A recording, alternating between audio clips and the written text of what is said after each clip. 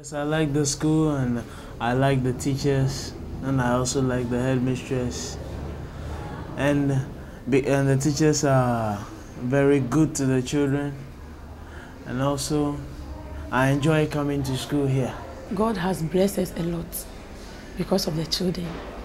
Because of the love that we have for the children, God too has blessed us. So, I don't know what to say.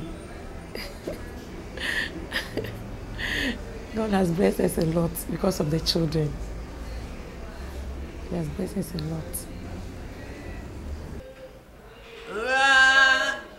I like to be a helper to help people. I like to be a nurse to look after sick people. My mother didn't stop at the school. Every time she saw a gap in society, she fought to fill it. Helen and the other students grew up, and my mother realized that educating the children wasn't enough. Our children grew into young adults. After school, what next? There's nothing in our system for our children who have finished. They're about 17, 18. And there's nothing in our system for them. So this is the second vision, to set up this workshop. The idea was, like they do in other countries, we will get jobs from factories for them to do. But all the factories I went, carpentry factory, everywhere, they said, oh, your children, they are retarded, they can't do anything. So I said, okay, we'll train them in our local vocational skills. Well, and we put it to the parents, this is what we're going to do. The response was abysmal. Nobody really had any interest. But if nobody has an interest, why should I just keep going? But Salome did.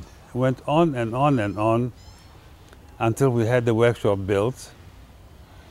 And now we're going to have an extension to the classroom. So she is the inspiration that keeps the thing going. Everything here is made by them. Come and see them. They always want to put their names under the basket because we pay them allowances. Here the name is visible. Yeah. Tablecloths of different colors and different sizes and different Adinkra symbols which have got meanings. For example, this meaning, this symbol there means human relation. This is the symbol of hope, which is the school's symbol.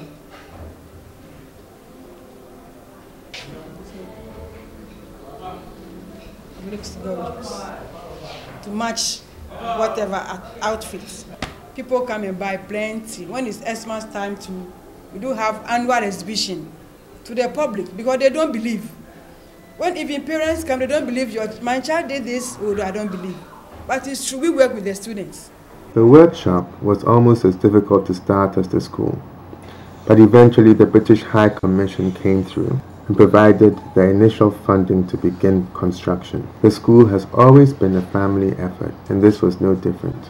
My sister Sylvia, who was majoring in architecture at the University of Science and Technology at the time, designed the workshop as a fully handicapped accessible facility, something very unique in Ghana. Now Sylvia and my mother are planning to expand the school so that more severely disabled children can get the physical support they need. Anybody with any kind of ability or disability can be designed for.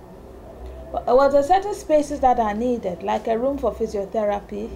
We needed more storage space, more classrooms, because there's a long waiting list of children who want to come into this school. And then a few more offices are needed as well. And we're hoping that we can start this construction work in a matter of weeks. It's all a family thing that we try to help. It's gone, as you say, beyond Helen. It's now something that is required by the community.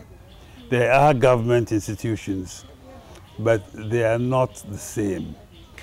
we try to get the dignity of the person to come out uppermost. We are also in the business of trying to educate the public. Even though we've gone a long way, I think by and large the public is not ready to accept the handicapped children. A person who has lost their limbs, it's easier for them to accept because they can communicate. A person who is blind, he can communicate, but a person who has lost their intellectual ability, it's very difficult to communicate and accept. This young man, he went outside to play with his peers. And then some of them were bad boys. They went and stole somebody's radio in the car. And this boy was also with them. But he didn't run. He was just standing there. So the people came and said, "You stole the thing?" He said, "Yes." And they beat him up. They were nearly going to. They lynched him. They were going to burn him up to death. And a good Samaritan was passing, who knew him, saved his life. These are the violations, human rights violations, that we get for these type of children, children with intellectual disability in our society. We know it will take time for attitudes to change, but we have to start working on it. One of the ways she's trying to create this change is by starting an advocacy group in addition to the school.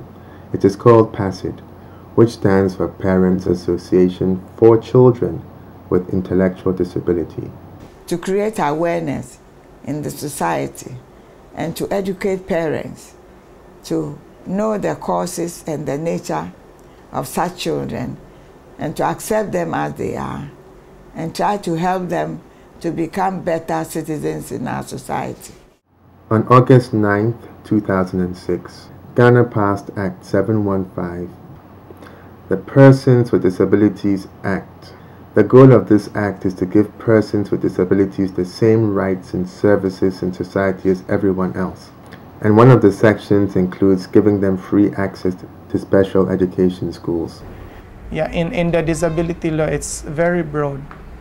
Yeah, it's general disability that's being addressed, no specific. But for mental disability, actually in the law it's not covered by all means. Government has still special schools, yeah, but mostly on the blind and the deaf. University of Education, Winneba, they only have courses on sign language. That's for the deaf, and Braille, that's for the blind. And that's also a main challenge in Ghana, teacher education on mental disability. The law is on paper, but the implementing rules or the regulations, the penalties. But will the act change life for the mentally disabled in Ghana? The new rules are supposed to be put in place over the next 10 years, but they call for a complete overhaul of many aspects of society. Also, most people in Ghana still consider intellectual disabilities a form of mental illness, insanity, or a consequence of some link to evil spirits. Society is just beginning to accept people with physical disabilities, but the future for those with intellectual disabilities is still uncertain. In our culture, we tend to look at them as if they are useless because of their subnormal intelligence, you see. But when we take the blind and the deaf, intellectually they are okay, so they fit in all right. And then they get people to assist them. And